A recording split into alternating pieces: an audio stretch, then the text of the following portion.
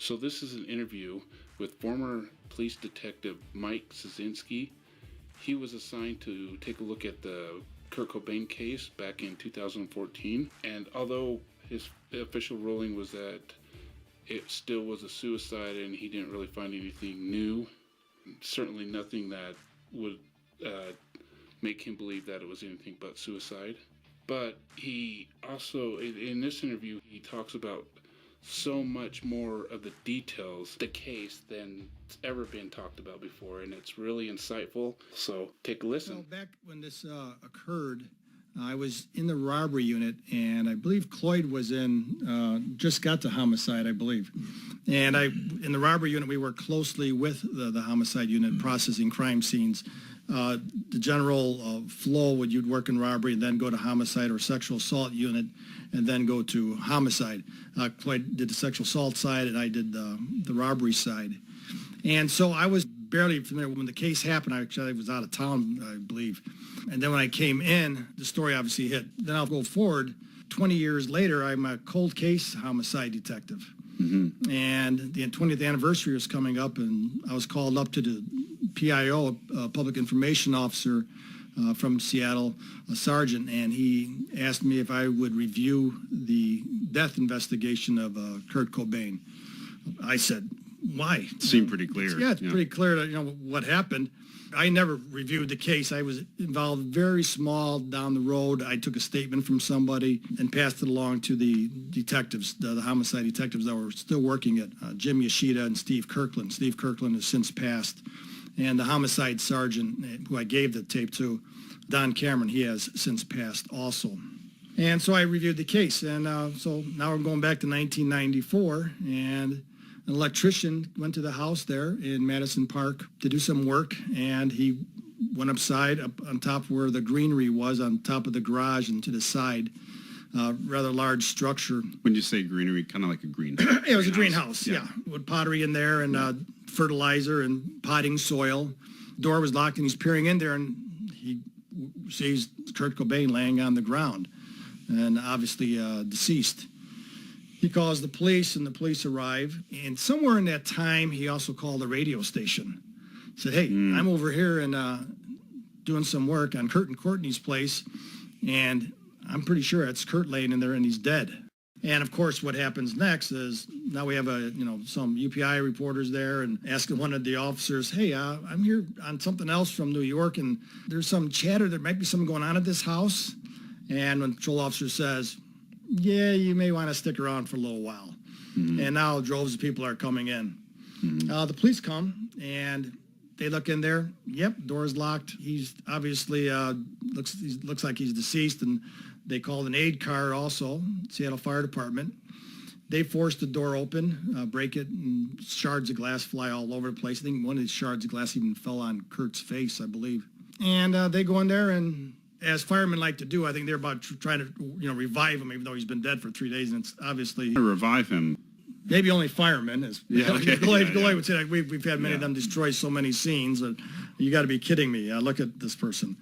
But the patrol officer said, Von Lewandowski, right? That's who it was. He said, no, this is a crime scene, gentlemen. And they did back off, and it was raining really hard outside. And what I thought was very interesting in the initial report, that Vaughn was a pretty sharp officer, and he wrote that it was raining so hard outside, and you could see where people are walking around, and they're leaving wet marks and footprints throughout the place. Well, none of that happened before, though. I mean, he could look and see that the floor was completely dry. Because obviously nobody came inside that once again the door was locked. But so no one came and was walking around.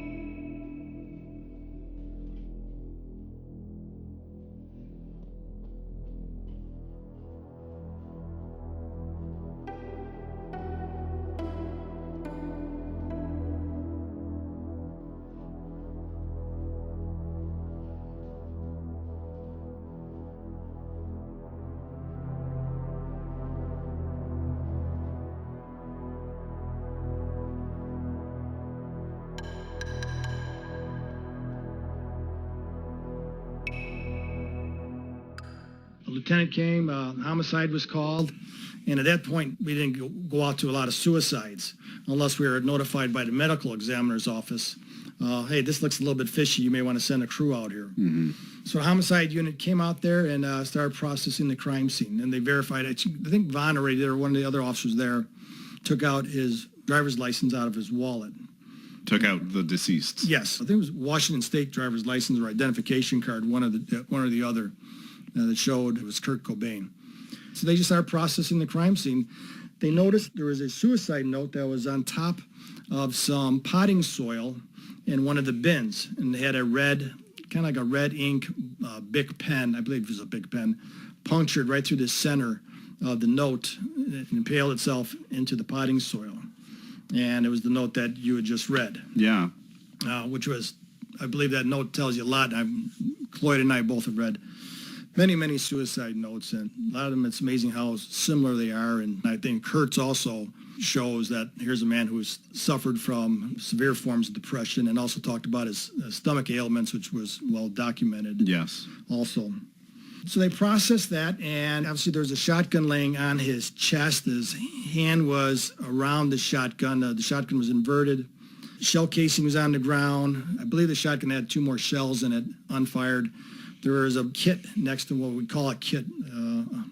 It would be drug paraphernalia in there. Okay. What kind of drug paraphernalia? Yeah, well, a needle, spoon, some cream that you'd put on after the people inject themselves, they put that on. With heroin. Yeah. With heroin. And yeah. One of the differences is here in Seattle in the Northwest, we use black tar heroin. And there was a couple nice size, gram size, or more than that, of heroin that was still unused in his little kit there. So looking at the toxicology report later down the road and seeing the amount, and I don't recall the amount it was, but it was a very significant amount of heroin that he put in needles in both arms. In both arms? In both arms, right Wow. above on the other side of your elbow. He had 2 fresh needle punctures there that was described by the medical examiner. He also had track marks on his arms, on his wrists, on his ankles, feet, multiple. Kurt, at his death, I believe, weighed 135 pounds or 130 pounds. Wow. Very, very, very, very slight. But that was a large dose of heroin. But also, he was a large heroin user.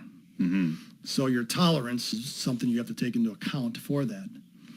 And I believe that's why he doubled his bets here, load up that much heroin and then take the shotgun blast, which is... Yeah, it's almost like putting in a fail-safe. So if this doesn't work, this is right. going to... I would think that would have worked on him, the heroin, Mm-hmm. or it definitely could have. But the shotgun obviously did. I don't believe Kurt wanted to be woken up again and being saved like Courtney saved him in Rome, I believe it was a month before. Let's get to that in a second. Right. Sure. So the crime scene was photographed. At that time, we used 2 ways of photograph. We used 35 millimeter film and Polaroids, and the Polaroids were as backup.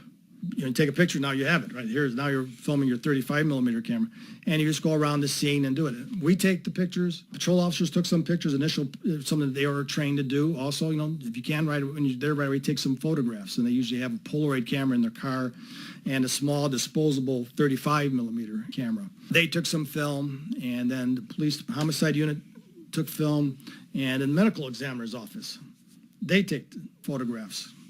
And after everything was processed, and then they removed the body to the King County Medical Facility. Mm-hmm. Now, we said there was a shotgun inverted on the body. Yes. What was the cause of death? The cause of death was the shotgun blast to his mouth. Yeah. Now, the interesting thing that I found out was he used birdshot, not buckshot. Yes. What's the difference there? Well, the amount of pellets inside the shell. I don't know if there was 20 or 25 pellets in there, and it's a smaller gauge shotgun, 20 gauge, compared to like what police use. Police use or military, we use a 12 gauge with double-aught buck, mm-hmm. and that will be eight pellets in there, the size of like a 38 round, 32 caliber round. Quite devastating. Right. And when you pull the trigger on a double-aught buck on a 12 gauge shotgun, it doesn't open up as fast. Now, birdshot, it spreads out real quickly. So if you were 30 yards away from me and I shot you in the face with that birdshot, it's not going to kill you. Just make a mess of my face. Yeah, it's going to make a mess of your face, and it's got. Just to explain what I mean by choke. So basically, a shotgun barrel is a perfect cylinder from back here where your shell is chambered all the way up until just before the muzzle. Now, most shotguns you're going to buy these days are going to have a removable choke in the front here. Now, what a choke does basically is it necks down or chokes down the cylinder that is your barrel. And so on one end of the spectrum, you have your full chokes and your super full chokes, which is the tightest you're going to get. It's going to throw the tightest pattern. Now with the full choke, we were able to back up to 30 yards and still get that full pattern within this 30-inch circle. And we still have quite a few pellets within the kill shot shell can make on your pattern. Now we've been shooting 2 3/4-inch high brass number 6s, and I've got some 3-inch shells here. These are number 6s as well. Now the big difference here, aside from a little more powder, is that your 2 3/4 here has 1 ounce a shot, and this has 1.5 ounces.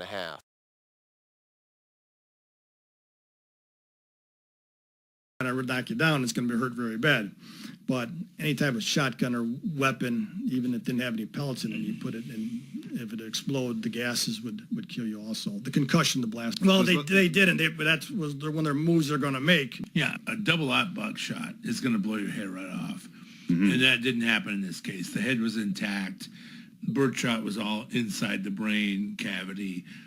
It was fatal, but his head was intact. It didn't blow his head off like a double-aught buck would. Yeah, see, I don't think a lot of people knew that. I was 12 years old at the time, and so just getting into music, and all my peers were distraught, wearing these Kurt Cobain 1967 to 1994 shirts, just seemingly everyone.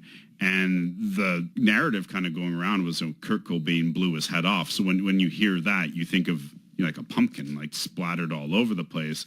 But if he used birdshot, what did it more resemble? Well, just bleeding through the nose and through the ears, and the concussion, the blast will distort the features on the face, blacken them or darken the eyes. It's called raccooning. Yeah.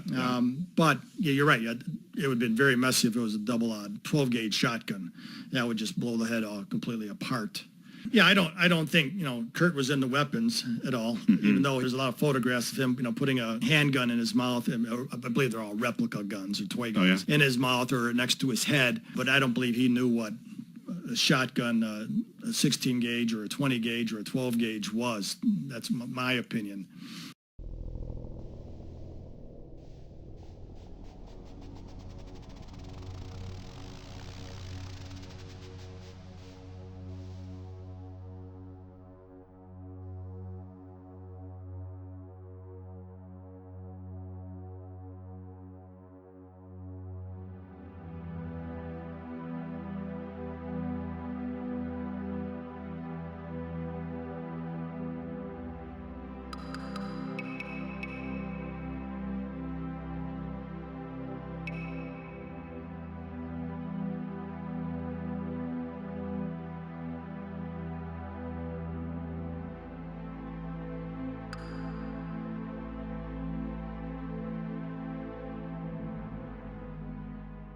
You got to see my brother Robert and I. To die in 3 days.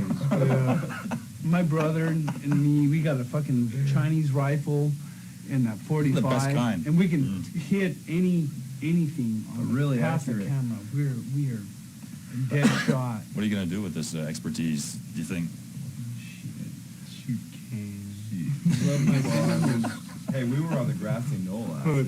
Let's talk fucking serious. No way that guy could have shot him from that. Well, there's this book that just came out, Case Closed, makes a really, really good argument. Fuck Case for that. Closed. We were on the grassy knoll. We looked up at the book suppository. And we said, there's no way that he could have made that shot. There's no way. Even if he had one of those laser guns. Standing by the little fence, the picket fence, that was an easy shot. Yeah. Right. But And he purchased the shotgun shells twice, actually. When he bought the shotgun, they had the shotgun shells. But then he was going he was in a cab going to the airport to fly down, I believe, to L.A. And he had the shells with him when he purchased the weapon initially. He told the cab driver, hey, I got these shotgun shells, and I forgot what he said I got them for, and I can't take them with me. You want them? The guy said, oh, okay.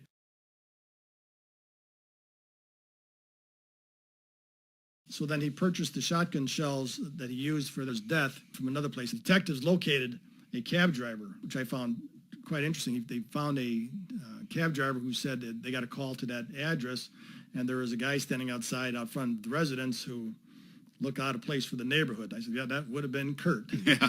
You know? Yeah. And Kurt said he wanted to buy some bullets because he had a burglary recently.